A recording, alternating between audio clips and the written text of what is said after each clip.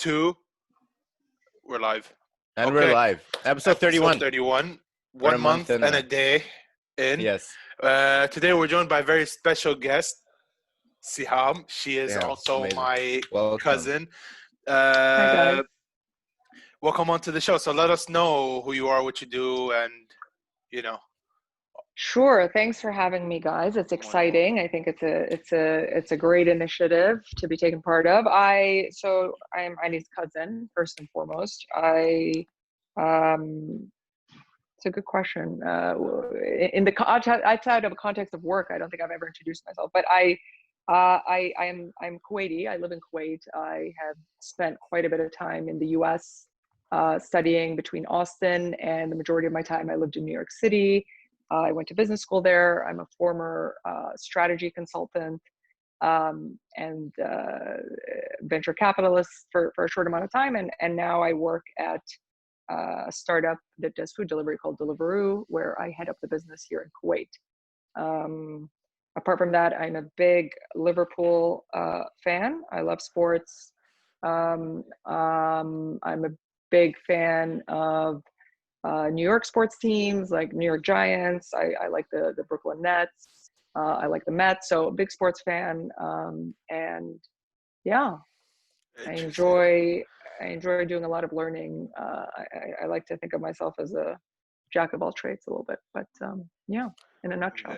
Very interesting. So I guess today's episode is the importance of failing, which I think is very important. I am no foreigner to failing myself. I don't know about you, Ali. No, same here. Yes. But so what are the importance of failing? Why do you think it's important that we fail at some point? And, just full disclosure, I don't, this is not a new topic. I think I heard a TED talk about it. And when these guys were kind of brainstorming on things that could be interesting to talk about, it just kind of came up. But look, I think something that resonated with me when I heard this TED talk about, I think it was a TED talk, something like that, about failing and the importance of failure is I think, people don't recognize how much failure goes into being successful to some extent, or like the perception of success. So, and I consider myself, I'm someone who I consider myself relatively successful. I went to a very good business school. I worked at a very prestigious consulting firm. I've held pretty important positions at a young age, and I talk to a lot of people and I mentor people, and what they don't realize is on the back of kind of a one-page resume that summarizes your success and what you've done and what you've achieved, there's usually maybe a 10-page list, a 10-page failure resume, I call it, on all the things you failed at and you haven't achieved and you haven't accomplished. And I think it's important to know that, because I think it changes your mindset on what it means to fail. It changes, people in this day and age always like to compare themselves and think, well, I'm not going to get there. This person is successful. This person has never failed anything. But I think in the background, if you don't fail, if you don't taste kind of that pain of failing and falling down and getting up, I think success is never as just not quite as sweet. And I think it's important to recognize that every successful person you see, or everybody who's accomplished something maybe you want to accomplish, has gone through a lot of that. And has stumbled and fallen to get to where they are. And so it's just something to keep in your mind when you see people that you look up to, and they didn't get there by kind of walking a perfect straight path. And I'm always happy to talk about my own failures, and maybe when I list off a resume and I say, this is what I've done. I went to Columbia, I worked at Booz, I worked at this, no one's going to tell you, hey, yeah, my name is whatever, and I failed my SAT, and I did my GMAT 3 times, and I didn't get into Harvard. That's not something they're going to say. They're going to kind of just talk about the highlights. What is successful. But before we get into that, let's first off define, what is your definition of to fail something or to fail at something? I think to fail is, you aspire to do something, you set a goal and you fail to achieve it, or you don't achieve it. So definition of failure is if I am aiming to I want to be an engineer and I want to get into MIT and I don't get in, then I failed at that specific goal. So, that's failure. You set a target and you don't reach it, but that doesn't mean it's a bad thing. It doesn't mean, but that's it's a very simplified definition. That is a definition of failing at something. I think something you said that's very important is that, like, when we see successful people like on TV or in the media, you feel like they're just successful, and all these social media influencers are like 22, 23 years old, and they have all their life put together, and they're just so comfortable being themselves and doing their thing successfully, while regular people feel like it's like impossible to kind of break that bridge to get to there, because they try doing something, maybe it's not as funny or it's not as charismatic or it's not as smart, and they just give up entirely. You know what I mean? Yeah. I feel like part of the problem of social media, also another part of the problem of social media, is that people are just highlighting their best of the best and not showing, like even their downsides of anything. Yeah, but I think that's true of a lot of things. Okay, go ahead. No, I'm saying people always show you the best side of success, and I think that's why I think even like psychologists and sociologists will observe kind of the recent generation and the way people compare their lives, whether you're comparing yourself to a resume or you're comparing yourself to somebody's social media feed. You see that surface, and so you're constantly using that as a benchmark, but what you don't see is everything in the background. And not necessarily in the context of social media, wow, everything looks perfect, not failure, but just the less glamorous side of life. And it's the same with work and success and accomplishment.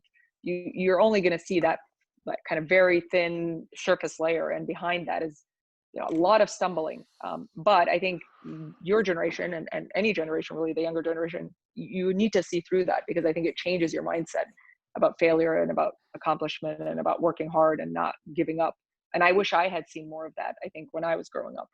But I think it's a bit dangerous for people to get too comfortable with failing. It's like failing, yes, you should be, like, you should fail one or two things at some point, but you shouldn't be comfortable with it.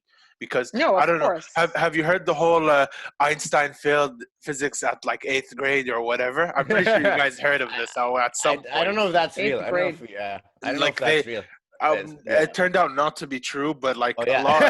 I remember back in school, a lot of students were like, "So what if I failed? Einstein failed, and look at him; he's now the smartest of all time." It's like, okay, Einstein, even if he did fail, like he wasn't comfortable with it, and that pushed him further. That's a good point. I think there's always like anything in life, there's, you can't take it to the extreme. It's important to fail, but that doesn't mean that you should say, oh well, it's important to fail, I got to keep failing. I think it's more retroactive. Like when you look at, it's not that you should aim for failure, but I think when you do fail, you realize it's important to go through that experience, and it's an important part of the journey. Nobody can go from whatever starting point. And maybe some people are an exception and they just do everything and they succeed, but there's always small failures. But of course, that doesn't mean that you should set the bar low and set yourself up to fail. And I think Einstein is a very different case. I think he was almost too smart for that type of rigid framework of schooling and education. And so I think the kids in your school probably shouldn't have compared themselves, but they shouldn't. I'm telling you. No, they shouldn't. But there's always a balance, right? Like, yes. There's always a balance of things, and especially when it comes to failure. But still, I always think of the things I failed at, and it's always, they always say, hindsight is 20/20, but you look back and you say, well, okay, I'm glad I kind of stumbled there, because I learned 1, 2, 3, and then I picked myself back up, and that made me even more resilient, and I just enjoyed it more when I did get there. Or, it kind of happens for a reason, and it builds your character, and it makes you empathetic to people who then, now, as someone who, I've managed a lot of people, I've had big teams, and I talk to them about their career, their development. I talk to them when they've stumbled, and I can empathize. I say, I get it, and did you know that I didn't get this, and I didn't do this, and I wasn't, and I think that really makes it easier for them to accept their own failures, or their own, not even failures, but things that they didn't do perfectly, and say, okay, I can just try again and it'll work. So it makes you more human too. Yeah, that's true. But here's another good question. So how do you accept defeat? Oof. How do you accept? Like how do you accept failure? Like how everyone's watching it. Like, if you have a YouTube channel, for example, and you just put something very embarrassing, and now all your friends know how much of a dumb person you are. Yeah, but I think it's how do you take whether that? it's in your personal life, like as an individual, or whether it's as a if you're leading a company. Today when I talk to my team or multiple teams, I always say, guys, like, we don't, it's okay if we fail 90% of the time. When we try different things in the business, we try a different marketing campaign, or we try a different operation strategy, we should, do as many things as possible, accept failure, and then move on. I think you accept failure or you defeat failure, whatever, you have to kind of stop and embrace it. I'm not saying that you fail and you go, you know what, it's all part of the process, no problem.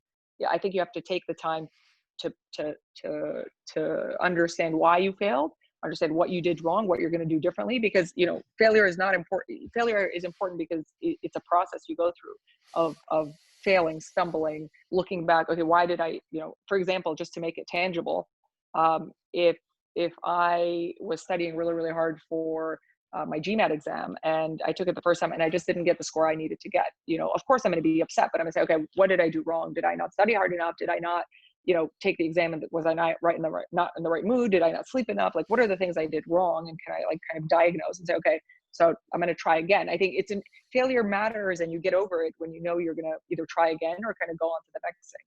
And so you don't have to embrace it immediately. You kind of, you take it in, you accept defeat. It's like, again, I love football, right? How, if you're an Arsenal fan, maybe you are, and you lose every season or you come sixth, you know, how do you accept that? You know, I think it's a process. The first, as an Arsenal fan, I just make excuses. Well, yeah, but it's still enjoyable because you stop. You say, okay, we lost again. We didn't make it to the Champions League. Okay, stop, and you sulk for a bit. And then you say, okay, you know what? Why did we lose? Okay, we had a really bad defense. The coach wasn't right. And then if you're assuming you're now part of the decision making, you say, okay, how do we rebuild? And that's the part that gets exciting, because you've identified every failure identifies kind of a series of things that went wrong. And then you say, okay, how do I now tackle and fix those? And then you do those things. And then if you fail again, you say, okay, so I tried those things, it didn't work. It's like a process of elimination. How do I now fix these things and do a little bit better? And so you have to embrace it, and you have to have a broader goal to say, okay, what am I going to take away from this and move on? Versus, I think people who take failure or you know, they stumble and they don't do something right, they stop, they take it in, what did I do wrong? What do I learn? Those people end up being very successful because they take in that failure at whatever you're doing, and they find a way to move forward. People who fail and then just go, this sucks, everything sucks, I just didn't do it, and they either avoid something or like, just that's their mentality about not being able to achieve something. I think they end up having very different paths. So how you handle it, and it's a good question, how you embrace it and how you get over it is very much a sign of I think is a better reflection of how successful or how much you'll achieve versus someone, you know, it's a very telling sign how you deal with failure versus how you deal with success. If that makes sense. So, you know, it sucks, but you kind of get used to it, and you adjust your mindset to make, you know, to take the positives, learn, and then move on. Well, I mean, how do you deal with failure? What's something you failed at, and then, you know, how do you reflect on it? I'll tell you. And then I'll tell you how I would reflect on it. Fair. Okay, so I remember the first time I failed something in school. Not school, like school, as in like university school. And I was destroyed. I was super done with it because I worked very hard and like not a lot of sleep. And like I destroyed myself for that exam. I did that exam and I messed up badly. And when the grades came out, I was expecting really high, like the usuals, and I failed that. But why do you think?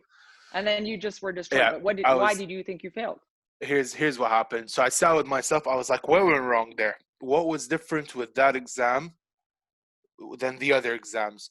Was it the exam that was hard? Okay, all exams are hard. That's not an excuse. Yes. Did I not study enough? No, I slept 4 hours a day for about 2 weeks, so that's not a possibility. Then I backtracked. I was like, wait, what was I doing sleeping 4 hours for 2 weeks? So I overworked. I didn't underwork, I overworked. So I realized, I was like, okay, fine. Let's do this exam again. So I had to resit that exam. And I didn't just ace it, like I almost got 4 grades when I took it at my own pace, slowly, and like recovered and learned from my past mistakes and just fixed all of that.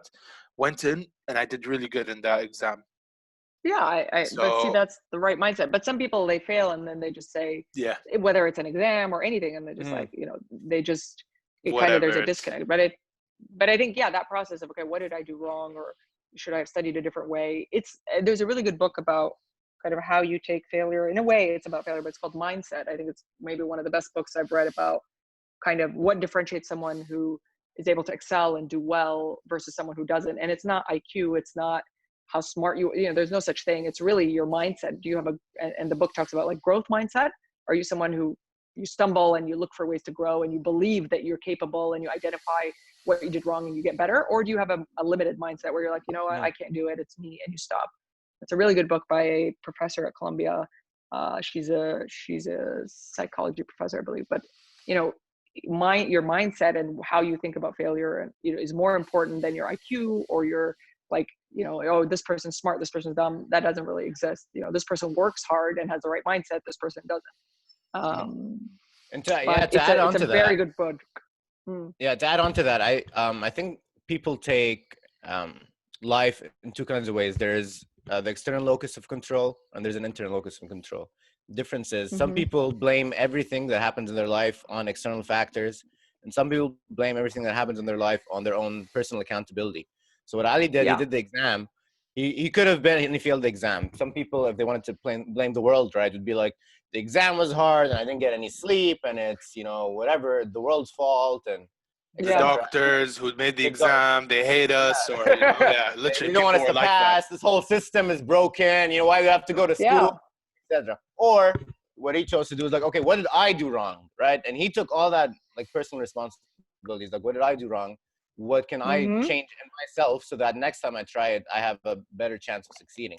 And I think that approach to any kind of failure is huge, because you can't control the world around you, obviously, right? So you got to focus on what you can control, yourself and your mindset. Behaviors. That's absolutely true. And also when you tell yourself, okay, what did I do? You have to always believe you can do it better, right? Like you can't get in your own way. If you tell yourself you know what, this is the best I can do, and that's it, you're never gonna, you're always gonna find a way to fail. I think if you always believe that, look, I'm capable, I can do things. And this is not only how you should think, but that's how I think about everybody I work with, or teammates, or people I'm mentoring. Like, you always have the ability, and it's just about how do you get the right mindset to say, okay, how do I get there? What do I need to change? Accepting that there's things you might have to change, adjust, and you have to kind of be resilient. I mean, again, this is on a personal level, but also at a work level. I mean, to talk a little bit about work and kind of, I work in an industry today, work in food delivery. It's very competitive. It's tough.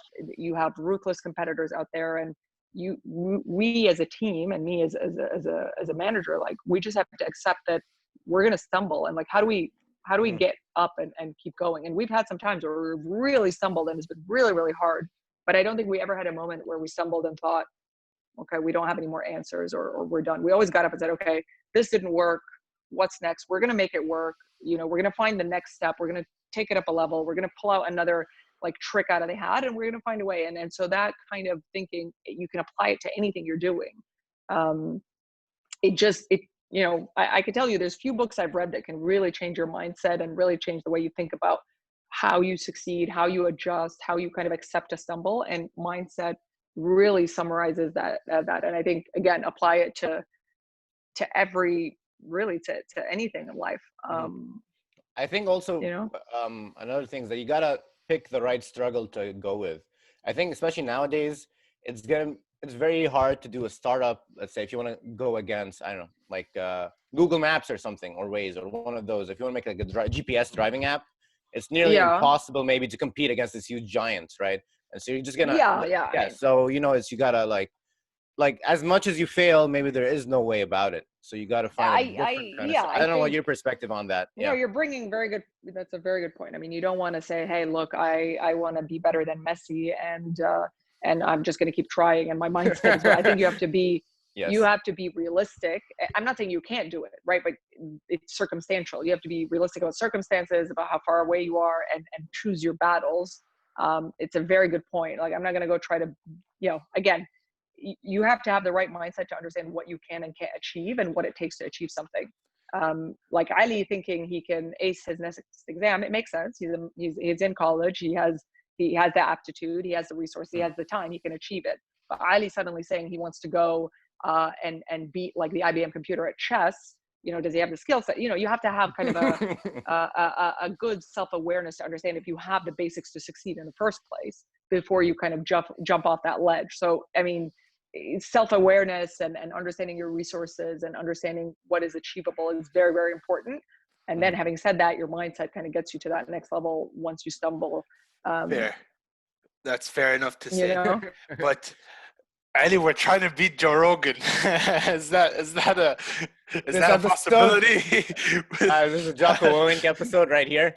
Yes. Joe, you want to beat Joe Rogan at podcasting? I mean, I don't think Joe Rogan ever expected to be like, the podcast host. Like, I don't, I think he was probably quite resilient and just some things you never know. Like it's like there's always a certain amount of unknown about, apart from failure, but there's always a certain amount of unknown when it comes to success and what people want, consumer behavior, and like what's going to pick up or not. Like, why is Joe Rogan, if you had to dissect his success, how would you categorize it? It's a lot of shout outs and a lot of connections. No, don't say that. But he has in-depth conversations. He's done more than 1,000 episodes. Fair. He's just been at it before like podcasts were a thing. He was doing it. True. Right. Very true. And he's been doing it, and he got very good. But if you look at his success as a chart, it goes. Nobody knew him. Not a lot of people knew him. Nate Diaz shouted him out. Yes. That's literally how it went. Well, how do you get that shout out? How do you get those connections in the first place? Because he was doing this for so long. Meaning all these not people only UFC, he's a commentator guy on UFC. He's also 50 years old right now. Yeah. Speaking of UFC, I mean, but what is the recipe? I mean, like I'm curious. I listen to him sometimes. I'm not a huge fan, but what is what is the recipe? Is it why do people like him? It just why do you think there's no one like him really. There's like, because everyone, I'd say, like everyone's attention span, the theory is that everyone's attention span is getting shorter and shorter, right? With all like in television, that's the whole approach now, right? They want it to be snappier, to be funnier, to have more ads, right? YouTube, etc. But for some reason, someone can listen to a 2.5-hour conversation on I don't know, elk, or I don't know what is aliens, for example, right? So that was part of the change that happened with podcasting. And then he just kept on getting more and more interesting guests. Like, I would say Joe Rogan isn't what he is without his like huge guests. Of course. When he had Elon Musk on, for example, like how can you not listen? How can you not listen to a 2.5-hour conversation with Elon Musk? That's, I think, part of, you know what I mean? Neil deGrasse Tyson. Yeah. Even if you're not a science person. But how did he get to that? Anyway, I mean, I think how did he go from, not a lot of people know him, Joe Rogan, like used to host like a weird show called Fear Factor, I think, like random actor. And then, to a point where everybody wanted to, and it's interesting, I think, because my view, he kind of just, there's no filter. He's not necessarily an expert on anything particular. He kind of just, he just says whatever he feels like. And I think people want that now. There's too much commentary honesty and everything. So he kind of just, I have mixed feelings, but I won't listen for 2.5 hours, but I think a lot of people will. And it's quite an interesting phenomenon. So, maybe you guys are on your way to that. Maybe you have to be resilient, but you have to accept that there will be failure along the way. But if you want something bad enough, and if you have the ingredients and you say, you break it down, you say, okay, what is it going to take to get to that level? Okay, we have to be persistent. We have to do an episode every day. We have to get better. We have to, make sure we get the right connections, we get the right shout outs, and then we build on that. It's of course it's achievable as long as you're realistic and self-aware about, what you need to get to that point, so that everybody wants to listen to 2.5 hours of your show. So definitely. Okay, I have a theory, and I remember telling this theory to my my best friend. I told him failure is important because it helps keep the ego, under control. Like if we look at famous people who never failed, like for example, Floyd Mayweather, he's a boxer, 50-0, never failed, right? So what do you think that doesn't happens? mean he never failed. I think, maybe he's never lost a fight. Yeah, he's never lost a fight. He's been successful in all these fights. Just hear me out. Yeah. What do you think happens when that 50-0 becomes 50-1? You won. Yikes. For a person who's very egotistic and very Yeah, I think that's hard to swallow. I think that's unfortunate for him. I mean, that's hard. It's harder to swallow. But if he has the right growth mindset, it won't matter to him. He'll say, okay, fine, I was undefeated. Now I'm 50-1. What went wrong, and how does that make me better? I mean, I think it doesn't matter whether you're 50, maybe your ego's huge, but if you have the right mindset, you just say, okay, well, I stumbled, but what did I learn? And maybe that makes him a better fighter, and he goes on to have a record of 101 versus 50-0. And which one is better? It's debatable. That's true. But can ego and the right mindset be like? Yeah, I think also, well, I think in the arts more so it applies versus like fighting is like you win, you lose. But like in the arts, like Kanye West, we were talking about. Kanye West at this point, he's too big to fail because he has this very strong fan base, right? And everything he does is a huge success, a huge hit. And that's also because of his talent, right? But at the same time, if he doesn't fail, he doesn't get criticized anymore. Or if he doesn't take criticism, how does someone like him become too big But to I don't think he's too big to fail. I think he's been criticized a lot. I think he's lost a lot of fans. I think, I used to love listening to Kanye West when, back in 2005, 2004. Now I don't really care much for it. And I think he's lost fans along the way. He has critique. I think he's mentally unstable. Like, I don't think that's, I think he's genuinely like not all there. And I think the question of is ego and mindset, like you can have a big ego, but still have a growth mindset and accept failure. Like maybe it stings you more, but as long as you take the sting and you turn around and say, okay, what did I learn and how do I move forward? I think you can have both, but ideally, yes, failure does make you more humble. I think ego, I'm not a fan of ego. I think it doesn't do any good, but I think being humble and accepting failure is part of building kind of a more empathetic, like bringing down your ego, but that doesn't mean you can't have both. I mean, you can have an ego and still have growth mindset and accept failure and move on. I mean, maybe not. I mean, it's I can make that argument. I really debunked. Okay. I will say there is one of my favorite, speaking of like how things become very successful. There's one of our favorite YouTubers is PewDiePie. This guy, he has 100 million subscribers, right? On YouTube, like for like a guy talking on the camera, right? And recently he just mentioned, he's like, failure, well, if you don't quit, you don't fail, kind of. That's his whole mentality, is that he's been uploading a daily video for like 10 years now. And his whole mentality is, even if I get 10,000 views, I didn't fail. If I get 100,000 views, I don't fail. If I get 1,000,000 views, I don't fail. As long as my process is just uploading these videos, you know what I mean? But again, I mean, he's saying if you don't quit, you don't fail. I mean, it depends what you define failure as. If but maybe that is a philosophy. I don't know if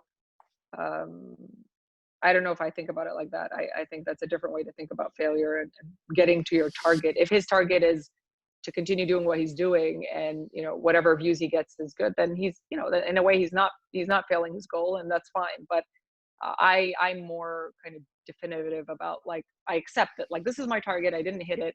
I failed. If I was him, probably I'd be like, okay, my target is to get 100,000 views. I got 10,000. Look, I failed, but I learned 1, 2, 3, and I keep going. So I think you can have failure and still achieve your goals. But yeah, it's another way to kind of put it. It's another philosophy on, if you never quit, you never fail, kind of thing. I mean, I think it's a good way to think about things, but everybody has their kind of go-to. I think everybody, or my experience, you always kind of have a few things that are your go-to principles that you think about when you go through difficult circumstances, or when you go through something that's tough, or you need to reflect on something. You have your go-to things. Like for me, it's okay, I accept failure. You have to fail. How do I think about it? How do I move forward? Or failure is part of kind of shooting for things and failing and trying and learning, and that's my mindset. Everybody has their way. Some people will fail and say, you know what, I haven't failed, as long as I keep going. And it's important to have that. Like, that's your toolkit of mental health and wellness that you use to get through, the more difficult situations in life, or failures, or things that you stumble on. And you need to have that. You build it over time. As you get older, you have something to refer to. But I don't know. I think maybe I don't know, you guys are younger. I don't know if you already have that. Like when you go through something tough, do you sit with yourself and say, okay, let me pull my kind of key principles on life and failure and reflect and put this into perspective? But maybe you do, maybe you don't. I did went through like a few of those kind of stuff where it was a breaking point, and I really had to pull out all my, like, everything. Like I had to just get myself together, focus on what I was doing wrong, and like just come up with a new strategy on how to tackle things in life. Yeah, I think with age, it's very different. I mean, when I was for sure 18, one stumble would just throw me way out of whack. But I mean, today I don't really think I'm afraid of any kind of failure. Like I look forward to it. I think it's always a challenge, but which is the good news for you guys. Like as you get older, you have a very different mindset on what it means to fail, and you don't really fear it anymore. I mean, I'm kind of immune now. I mean, I guess to the point, like if you don't quit, you kind of just keep going and you find a way, you adjust your mindset and you go. I mean, Yeah, I feel like you say that with age, maybe you become more adapted to failure. But from my perception, if you I think train yourself the right way. Train yourself the right way. I know a lot of Which people is that why go I'm about saying their it's important to lives embrace failure. doing their thing. A lot of people go about their lives doing their thing and not really do what they want to do, right, in life. Like, let's say you work at the classic example, like you're working as an accountant, right, to have like a safe life, right? But what you I want feel to bad do for is those people. being a pianist, I don't know, for something, right? Yeah, So so that I feel like, and the older you get, the harder it is to fail because you haven't done so consistently. Yeah. I feel bad for those people though. Yeah, like people look back and they say, you know, I've kind of played it safe, but I think training your brain to accept kind of the growth mindset, you do it at an early age. And for me, like, I'm someone, I love my job. I wake up every day. I love life. I'm excited to go to work. You know, I consider myself one of the few. I know a lot of people they say, especially in this part of the world, you know, work is like, they hate work. They hate the idea of going to work. It's terrible. Work. I just want to punch in, punch out. And I'm the opposite. I love going to work. I love my job. I love the challenge. I'm very I'm an agnostic when it comes to the type of. I mean, I've worked in different industries, but I think fundamental skill sets are the only thing that matter. But you know, I'm very lucky in that I've trained myself, one, to accept failure. So I've taken on risk, and I've taken risk until I found kind of what I think the ultimate kind of the job and lifestyle for me is. So yeah, I really, when you say something like the accountants who hate their job, oh man, it makes me feel so bad. Yeah. I don't know if you've seen a little tangential, but there's a documentary called, I think it's called not Janitors. It's about janitors, and the documentary is about these janitors in a hospital somewhere in the US, maybe in Massachusetts, and they have a very simple job, right? Like, people always complain about the job they do and what they do, but these guys, they find so much joy and purpose. They're janitors. They work at a hospital, but they find meaning for what they do. They find the value, and they absolutely love their job. They pay so much attention to it. They find so much purpose in it. And it's I mean, it's random, but it's such a good documentary about how you know, you take a craft or you take something that you do and you really find a way to embrace, like, what is the purpose of what I'm doing? How does it add value? And just like really find a way to love what you do, no matter what it is. And a lot of people just like, unfortunately, hopefully you guys find that kind of purpose, but you can find it in anything really, like, you know, even being an accountant, which I feel bad for those people, but I mean, no, it's true. And if you love what you do, you love your life, and it's important for people to, I know, be you're spending happier. How much time at work? Spending how much time at work? Is the documentary called In the Realms of the Unreal? No, it's called, I'll look it up, but that documentary, there's also like a few documentaries that are all around the same theme. Like, I'm sure you guys have seen or heard of Jiro Dreams of Sushi. You know, he's a guy who makes, I mean, if you haven't seen this documentary, you have to watch it. It's about a sushi chef. He's very old, and he is obsessed with making sushi. Jiro Dreams of Sushi. Wow, you guys really have never heard of it? It's Jiro. Jiro. Dreams of Sushi. There we go. But it's a must see, and it's I mean, maybe the movie's about sushi and it makes you want to have sushi, but it's about I see. Really someone who finds just joy and purpose in a very, very simple craft. And looks at every detail. And the movie about the janitors, it's called what's it called? I'll look it up. We watched it in business school, actually, because we were talking about, you know, how to find joy in your career and what it means to find purpose in your work. I mean, we all spend 8-10 hours a day at work, 5 days a week. You know, if you don't find some kind of joy and usefulness in that, you're going to be miserable. So watch this documentary. It's sounds right here on this. I mean, it has really high reviews. So yeah, all right, that's very like cool. On the watch list. Great. On the watch Trust list, me. definitely. Yeah. So I don't recommend a lot of stuff. I recommend this. Yeah, no, but that's good, because everything you recommended is very inspiring, and I think people just need to have that something motivating for them to do. Even though motivation nowadays is hard. No, I think you need to train your brain. Motivation is not, I mean, again, maybe a little tangential, but, you know, on the topic of like accepting failure and what your mindset is, motivation is not about looking for something that's going to spark like that. Like, oh, I'm motivated. I think motivation is about training your brain. It's like a muscle. You know, if you exercise, you go to the gym, you train a muscle. You don't do a couple of workouts and suddenly your biceps are bulging and you have to train yourself. So motivation is something you train yourself to do. How do you get motivated? You build kind of purpose. You look at things that inspire you. It's not, you know, inspiration, motivation. It's never going to be something you get just with one thing or one inspirational quote or, you know, that's again my experience after, you know, working in very competitive fields for what is it now, like almost 10 years. It's something you build and you practice, and it's never going to come overnight. How do you train yourself to become motivated then, if it's not something external? Like how? Yeah, I actually want to know this. Well, I think you find purpose in what you do. So whatever it is you're doing, you know, you have to kind of take a step back and say, what am I doing? Why am I doing it? You know, what does it mean? What is the result of what I'm doing? And you have to kind of look for that every day. So you go in, you do a piece of work. You know, let's say in the early days of my career, I studied engineering and I was working as a construction engineer. And maybe in the first, I was struggling to be inspired or find purpose, but I took a step back. I started to connect the dots. What am I doing? Okay, I'm making a design of a concrete slab. What does that fit into? Okay, it's fitting into a larger project. Who am I interacting with? How do my interactions impact those people? You know, what can I do to be more useful? And I'm always looking for those things. I'm always looking for those small things that add value and make a difference and create, you know, people a lot of times say like life is about finding happiness. To me, it's about being useful or finding usefulness. Like, how am I being useful? And the more I kind of focus and pick up on those things over time, it starts to build in my mind. Like, I'm doing this, I'm being useful, I'm building towards something. And that is how you train your brain to find kind of that motivation or inspiration, because you're looking for the thing that you're doing or the thing that you're impacting that might not be obvious.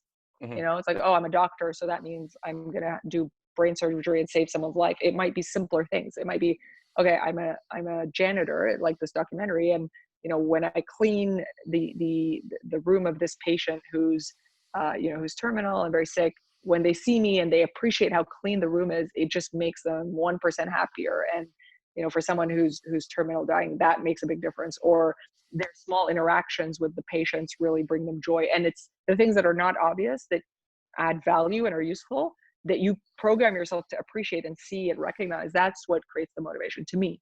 But again, it's that takes time.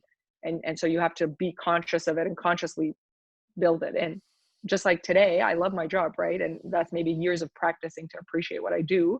I love it because it's not just about, getting food delivered, because, you know, that's a process, but every meeting I have, what does it mean when I have a meeting with a team and I say something that, you know, helps them solve a problem, or I add value to what they're doing, or I have a conversation with a teammate and it makes them feel a little bit better. Or, you know, we work with drivers and, you know, you talk to them and you get a little bit of their experience. They're exposed to you. These small things make it really enjoyable and make it meaningful. And so look out for those things in your day-to-day and your life and what you're doing. And if you struggle to find those things, then maybe you need to make a change. But usually if you look close enough, you'll see things that are not obvious kind of on the surface. I think that's very well said. Yeah, that's very well said. I know a lot of people who would say that maybe like being motivated is like a privilege, maybe that it's like if you do a job that you love and you're just doing that, good for you. I'm just trying to make money so I can feed my family, right? Like that, or I just need to get a job, right? Do you think that it's like for people like that? Do you think they like a lost cause? They're a lost cause, or what's what? No, again, it doesn't like look at the janitors like that work at this hospital, or you know, for sure you want to make money to feed your family, and that's important, but it doesn't take away from the fact that you can find small things that make you feel how important, how much value you're adding, how useful you are, and then that gives you self-gratification, satisfaction, which makes you generally happier. You know, you can you just need to get a job, whatever job it is, like and you might, you know, I'm just gonna get a job, I'm gonna work at a grocery and be at the checkout. You could see it as that and say, whatever, I just want to make money. Or you can find ways to say, okay, what am I doing that adds value? You know, I'm in this position. If I smile at someone who's less fortunate, or if I take advantage of this opportunity to make this old lady's day by kind of helping her pack things, does that add more value to me? And therefore I'm now feeling Like it's not going to be that one thing. That's the thing. That's the trick about it. Again, it's like exercising a muscle. It's never going to be that one pull up that makes you really strong. It's all the little ones that you do that builds kind of into your brain, and you kind of program yourself to appreciate what you're doing, to see the value. So, I mean, I would argue that you can find that value in anything. It doesn't have to be the perfect. There's no such thing as a perfect job. Like, no one's going to hand you like, here's your dream job. Like people say, oh, I want a dream job. No such thing. You kind of make it what it is, and you find ways to appreciate it. That's my experience. And I've seen a lot of people work. I've worked across a lot of organizations, and it's really, it's what you think of the job, and it's what you make of it. Very interesting. Yeah, I think we're good. So we reached our time. Yeah, that was no. I'm just because that was a lot of very important stuff that was being said. So it's like taking a minute is very important. Yeah. Go ahead. I feel like a lot of people are at home right now because of COVID situation that's been happening, and I feel like a lot of people have lost their meaning because people are used to this routine where they do their job and they love their life, right? And they're like, they love their job, let's say, and now they can't do their job for months and months and months. Should move on and try to find something else, or I don't know what's the no, I mean, I think, look, circumstances are difficult, and I think everybody should seek out their livelihood, because at the end of the day, it's very difficult to comment about people who are struggling right now with work and find, like, it's a difficult situation. I think for those who have the luxury of, let's say, okay, you're stuck at home, maybe that's the worst thing that's happening to you. You're stuck at home, you can't go out, you can't work, but you have the financial means to sustain yourself. I think take advantage of the opportunity. Like, there's so much to learn. There's so much to do. We always tell ourselves there's no time. I've enjoyed this COVID thing a lot. Like, not enjoyed, but I found a great silver lining in being at home. I've taken online courses. I've learned a lot of things that I thought I never had time to learn, or college courses I never took. I've read a lot more books. I've finished books that I'm like, I don't have time. I've spent more time meditating, doing yoga, exercising. Like, if you have enough food to eat and you have a roof over your head and you're financially stable, but you're stuck at home, we're really lucky to have this like forced break from life. People who tell me, oh, I'm so bored, it sucks. Like, I have a big problem with that. You have your phone, you have the internet, there's so much stuff to learn and do and consume. Like, you got to be out of your mind if you're bored. No offense to anybody, but awesome. Take the opportunity. It's not going to last forever. I mean, look at us. We took the opportunity, and we're running a podcast 31 days straight. 31 days straight. Yeah, but finding time to do things that maybe you didn't have time to do, it's great. Like, enjoy every moment of it. Don't, when it ends, and we go back to life. But this is not, like, for people who are out of work and who are impacted, like, that is absolutely, like, just, it's tragic. And if you find ways to help those people, go out and help them. If you find like you don't have other purpose, there's a lot of ways to help people. But otherwise, sit and learn and take it in, and wake up in the morning. I'm a morning person. Wake up early, like, meditate, have your coffee, and life is good. I mean, it's enjoy every moment of it. That's kind of, I've liked it. I've liked this whole COVID thing. We're glad that you found the advantage in the disadvantage, which is a skill that everyone needs to learn to do. I think is the silver lining, right? Silver lining, or we can call it the little gray area of how to do in your spare time, because it is true. And I do honestly, I say this to my friends a lot. I tell them, okay, the world is kind of going to like trash and stuff, but like, it's your opportunity to learn something, learn a guitar, learn to play a guitar or like an instrument. Go watch the movies you never got to watch because we've been always studying. Like, now is your chance to do everything if your friends ever if that's wanted. their mindset, maybe don't be friends with them. But I mean, no one should be bored, and people who are bored in COVID will be bored when COVID's over, because I think that's true. Yeah, that's I think those are people that maybe just don't shout out to my friends. I guess we're not friends anymore. I mean, try them. Once it's over, see if they still feel bored, or like, once they can go to the house and everything perfectly resolves itself. I don't know. My hypothesis is if people are bored, they'll be bored no matter what. If people want to find ways to be engaged, they will. I mean, I look at you guys, you're finding a way to stay engaged and you know. I think the reason why boredom is on the rise nowadays is because this is always my reason to why everything is going bad to worse. This right here, this device. People are always like getting these what we call like a little spike of dopamine in their brain, you know? Yeah. So they get too used to everything being so, okay, phone, YouTube, you know, food. So they're too into dopamine that they don't appreciate the little stuff like getting up, cooking, you know, making coffee, yoga, exercise, starting something new, learning a new skills, because that's why people get bored. But it takes effort. Again, it's like a muscle. You have to train yourself not to look at your phone constantly, to meditate, to enjoy things that but you're right. That's and maybe other Ali, because you said you're into behavioral psychology. Like you said, you know, people are so used to that spike and it's like an addiction. So focus on getting away from it. You know, it's difficult. The phone is not the problem. You're the problem. No offense, well, I'll say that the phone is also the problem. It is part of the technology is also influencing us in ways that we weren't like aware of. Just our generation, right? Just being constantly part of this dopamine spike. It's not easy, and because it's the mainstream right now. So like kind of what we're doing is going against the mainstream, you know what I mean? Just like not being so that's part of the challenge. You're aware of it. Yeah, when you're aware of it. You're aware of that dopamine spike, so you kind of have to train Subconsciously. yourself to stay away. No, not subconscious. It's conscious. I mean, we know about and consciously.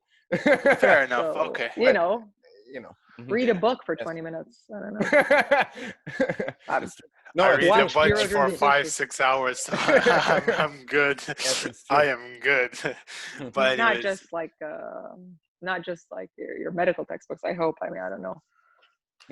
Yeah, I think part of the problem is that people don't like take that learning as something that they should be doing all the time. They don't know that they should be learning all the time, maybe, or that they should be working on themselves. That's not it, Ali. They don't know that they are learning all the time. You're always learning something new. Like there's not a single day that goes by that you don't learn something new.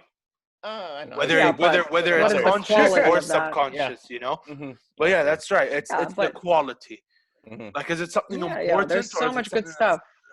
The quality of input. So much good stuff to learn. There's so much good stuff. There's too many books in the world about very interesting topics, and we have the luxury and time to read and embrace it. And it's a shame if you don't take advantage of that. I mean, again, that's kind of my limited perspective, but it's enjoy every minute. Train yourself to take a step back. I always believe in training your brain. Like people say, oh no, I can't meditate. I can't stay focused for that long, or I can't read because I get bored. It's like, yeah, but you know, you can't. Yeah.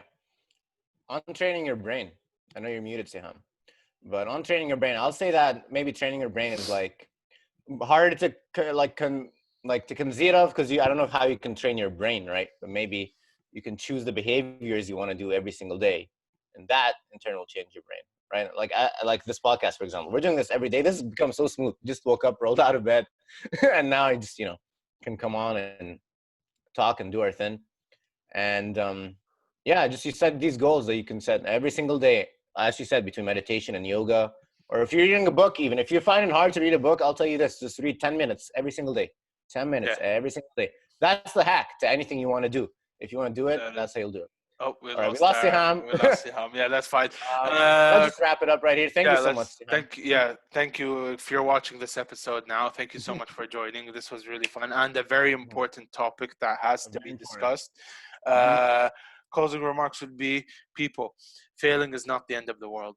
It really isn't. It's a part of life to succeed and to fail, right? You are forced. There's no such thing as always succeeding. You will fail eventually, but it's all about how you take that failure and bring something good out of it. How you can use this turning point to become better at what you're doing, right? So thank you, everyone. I'm pretty sure if Seham was here, she'd want to shout out like Deliveroo or whatever, right? So I just did that for you. You're welcome. Yeah. Two Cats should be coming out on July 4th. Watch out. That's like how many days from now? We're going to do it daily. Something like that. Countdown. It's like, wow, it's not even 10 days from now. Yikes. 10 days? Oh, my God. That's in 2 weeks. 10 days. So, I don't know. Do you want to do like a live premiere? You want to do a live premiere of us watching it together? Oh man, we'll see. We'll see how it goes. We'll definitely do some. We'll do some fun things. Oh, yeah. We'll definitely, maybe. Hey, you know what? Maybe we can have the two people that acted in, and we'll discuss this. Thank you guys for coming on. Blueberry Dye will be out in 3 or 4 days, I'm guessing. I don't know. Don't call me on that. Anyways, I'm Ali. That's Ali. Thank you and peace.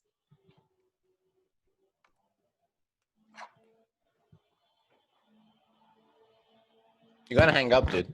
I just realized.